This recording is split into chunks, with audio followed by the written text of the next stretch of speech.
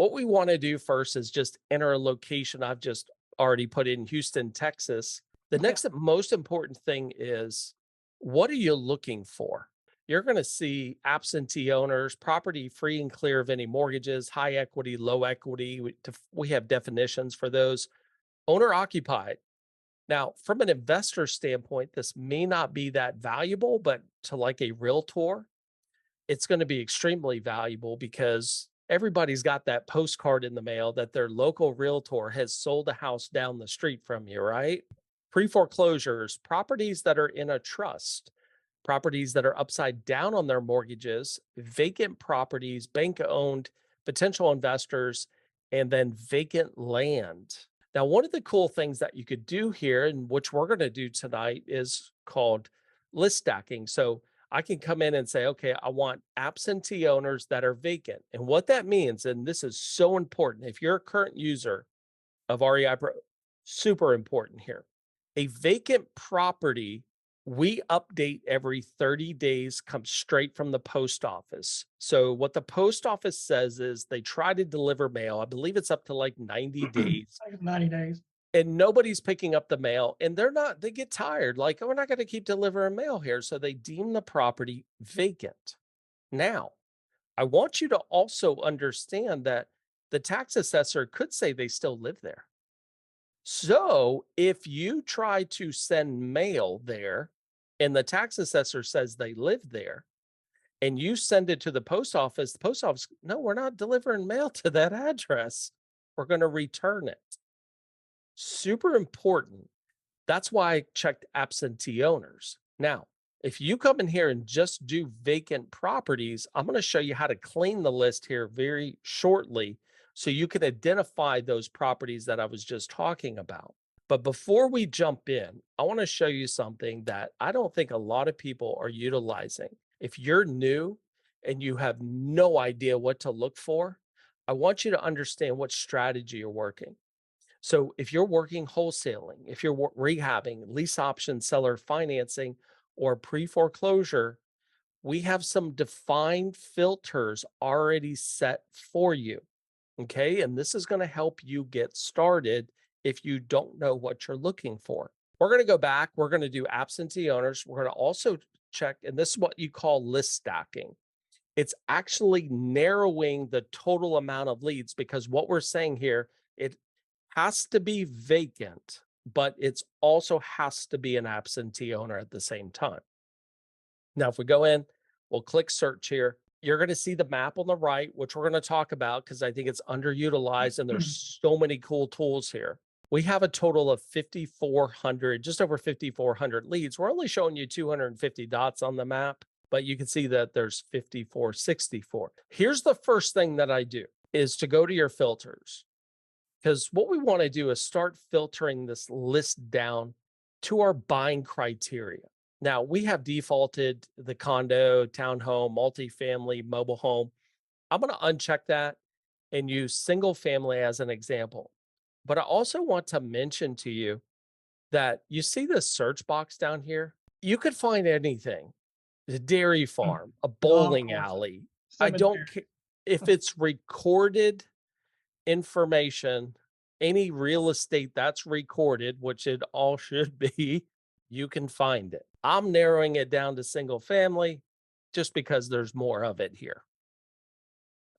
As I scroll down, if you are a rehabber, it's very important. You're going to put in estimated values here. So, depending on what strategy you're doing, may depend how you do this. I'm going to leave this blank for now and come back to it. I'm going to show you why here in a minute.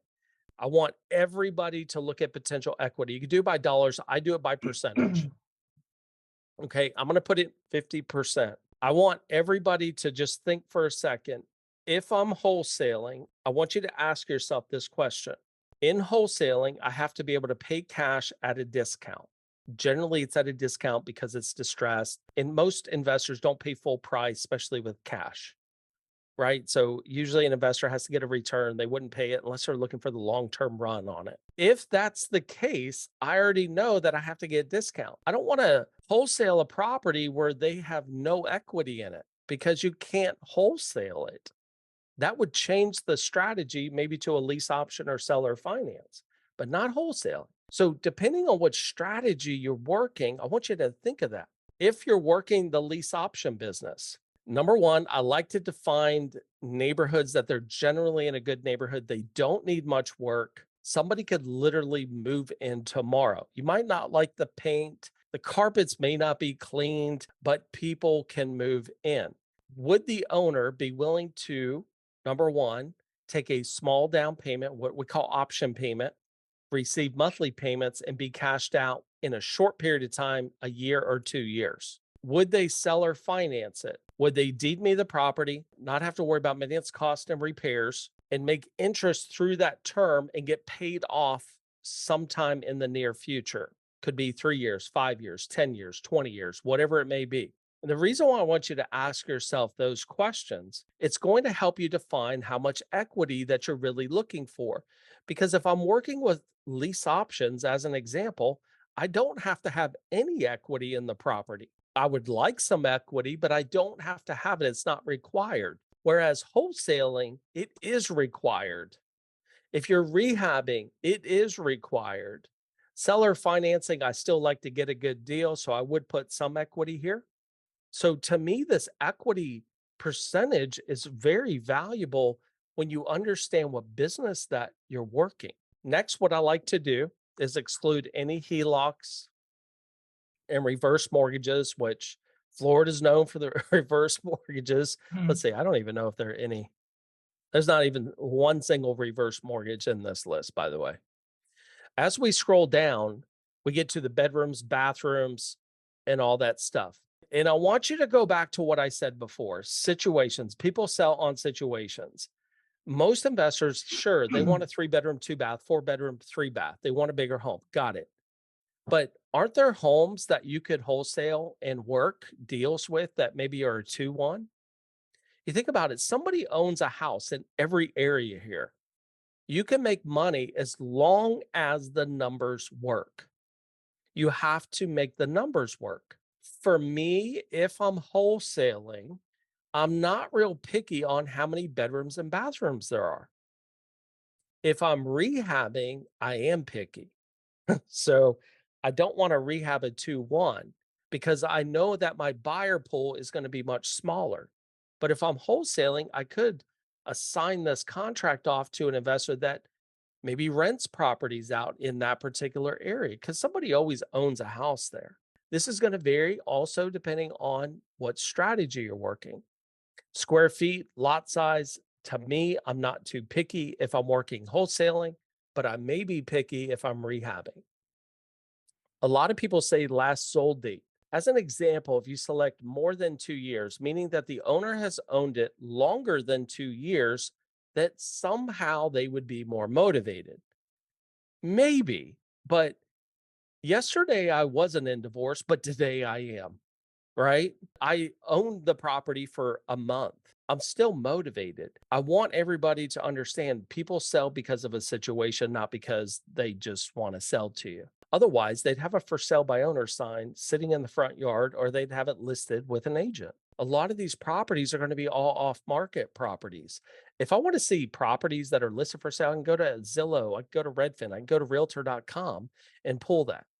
To me, I know the last sold date is not super important to me, but I'm going to just market to everybody because I know it ultimately comes down to a situation. When I get to the owners, I do like to do individual owned. I like to talk to somebody that can actually make a decision. Sometimes it's hard, especially if it's a big company. You send marketing materials, it's never going to get in the right hands. Now, again, there are a lot of LLCs, Bo, that are just two people, right? You could send a postcard, they're going to get it. But I like to just separate that. Then we look at, does that owner live in state or out of state? Because remember, here at the top, we selected absentee owner. So we already know that they don't live here. A lot of people say, hey, if they live out of state, they're going to be more motivated. But as I just went back to you and said, I mean, they could live down the street and have problems and need to sell the house down the street. So to me, not super important. Now, you could do a test. You could build one campaign that says in state and then build another campaign that's out of state just to see what kind of results you get. To me, I'm just going to do them all because I want to get as much as I possibly can out there because I need to know if I'm going to direct mail market, as an example, I need to hit as many people as possible because I have to, that card has to land at the right time. And that moment of time is the time that somebody says, God, I got to do something with that property. I'm in trouble. My health issue. I lost my job. Something is going on. I'm tired of tenants. Something has to be going on. So I want to get it to as many people as possible. Now, when I apply that filter, it's obviously taking my list down. You may not have enough funds to market 2,200 people. So this is what I want you to do. I want you to go back to the filter. And the only thing that I didn't do was price. And this is where I could say, okay, give me the 300 to, let's say, 500. That's going to bring my list down to 261. Okay, so now that might be more affordable for me if you're that person that, look, Chris, I don't have a ton of money to invest in direct mail right now. That's where you would really adjust these prices. Now I want to move into the map unless you want me to show something else with that bow. Well, the only comment I want to make here is, and don't leave this screen, but on the previous screen, you were saying that a lot of people don't realize you have this search by strategy. And Yeah. I just want to point out that it is a starting point, and those Yes. filters that you were just going through, we predefined those based on that situation. And it's again a starting point. So you can then click on the filters and still tweak it. So it would get you started with some of the criteria that he's going over based on certain situations, and then you can further customize from there. Yep. Absolutely. All right. I got to show you some really awesome stuff on this map. Now, I used Houston, Texas as a starting point. And as you could see, there are boundary lines around the city of Houston.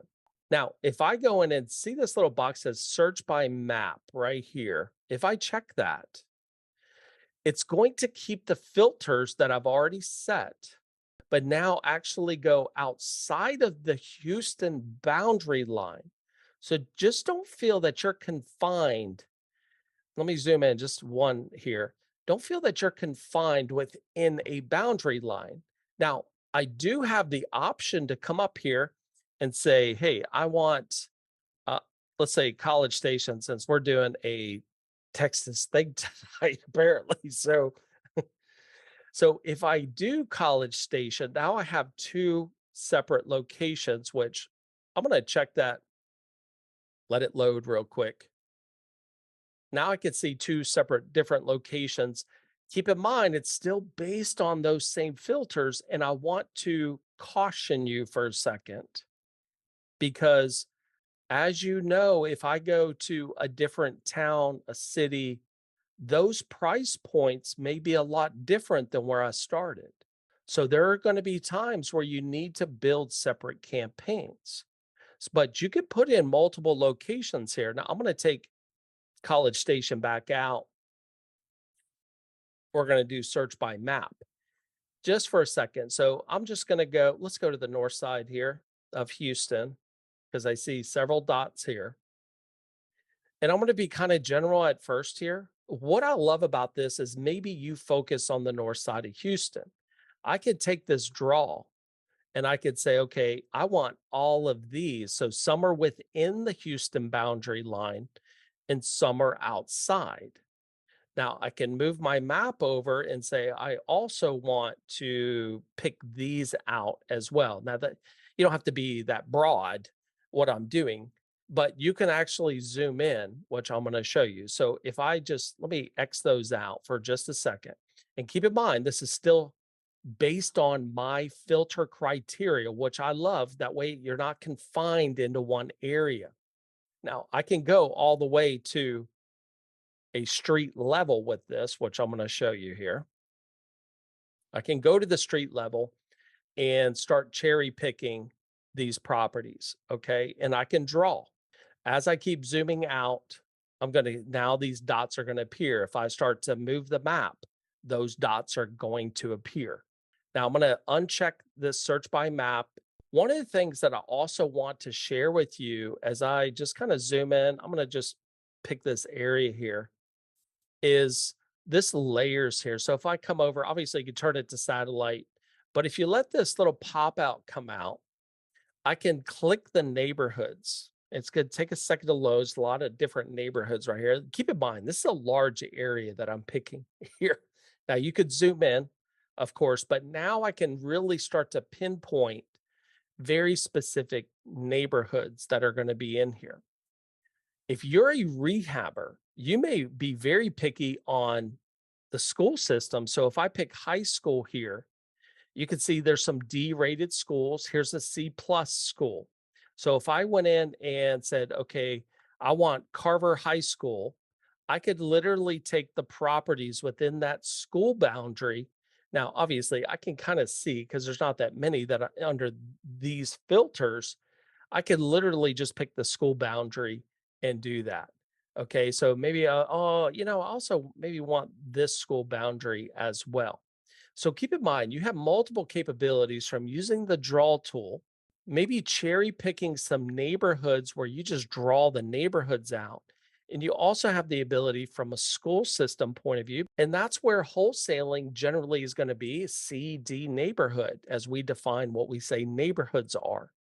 Okay. So I know that I have these capabilities, which is really going to help you in fine tuning even more your results. And keep in mind, you could do multiple areas at the same time. So don't think that you're just dependent on this one area. Okay. All you have to do is go back up into the search box. You do have the ability to, okay, what are the estimated values, equity dollars, equity percentage, and the tax value on there. Again, not too important to me because I've already set my filters of properties that I want to market. Yeah, I did. I wanted, since you were all on the map, real quick before you head to that location, Yeah. because some people, this is a new part of the update that was not there previously. Zoom into an area, and this works exactly like Google, and I think it confused some people because it is Google. When you get to a certain point, the little pegman icon there showing how you can drag it over and it'll show if Google has a street view of a certain area, you can drag the little pegman and it'll highlight the streets. Yeah. I'm just picking a dot here as an example. All right. What do you want me to do, Bo? First, just click and don't let up, but click and drag over on the map. You'll see the lines turn blue. Okay, if it's blue, Google's indicating that they have street level view on that. So if you've honed in on a certain area and you want to kind of virtually drive the neighborhood, I know a lot of people, that's a buzzword, virtual wholesaling and stuff. You can drop that pegman anywhere on top of a house. It'll point the camera right at that house, which is what he's talking about there. You can drop it on the street, and then you can drive up and down the street. So if you are interested in seeing what does this neighborhood look like before I start drawing tools and selecting, this was a new addition to REIPro that a lot of people like. They just didn't understand how the pegman works just like Google does. Yep. And a little back arrow here, you can get back out of that. Back One out. thing I really like is just to blow the whole thing up, Yep. especially if I'm really, really trying to pinpoint these properties.